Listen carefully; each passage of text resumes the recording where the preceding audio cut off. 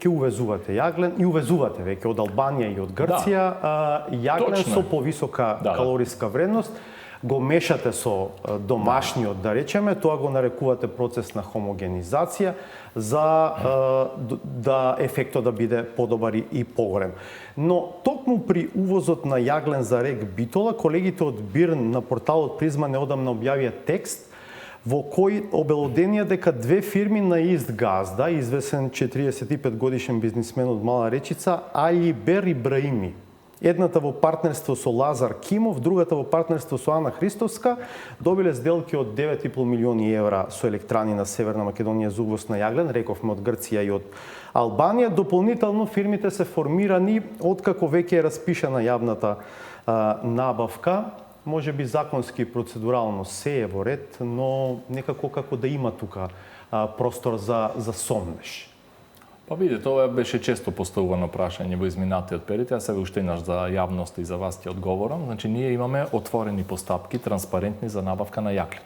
Исто така имаме и за мазут, и за другите енергенси, вклучително и за електрична енергија. Иако, согласно законот, ние не треба да објавуваме оглас, јавен оглас во медиуми, да испраќаме покани, затоа што набавката на енергенсите во секторските услуги се врши по принципот на склучување само на договор.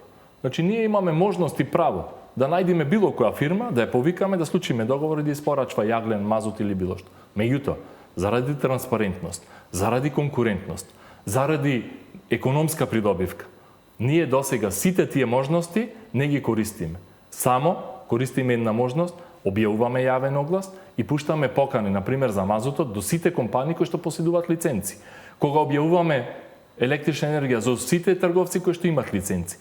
Што се однесува до набавката на јагленот, објавуваме транспарентно во медиуми, во печатени медиуми, на веб страната и испраќаме покани до сите досегашни добавувачи на јаглен.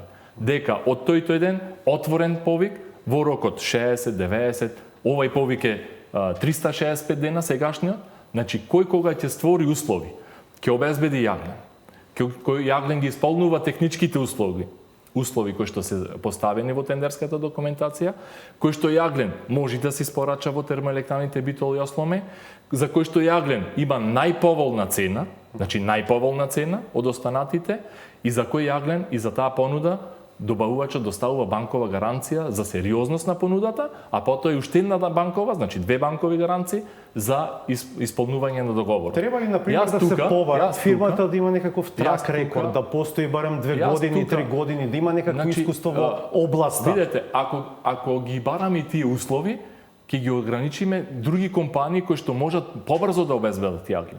Значи ја скратуваме конкурентност.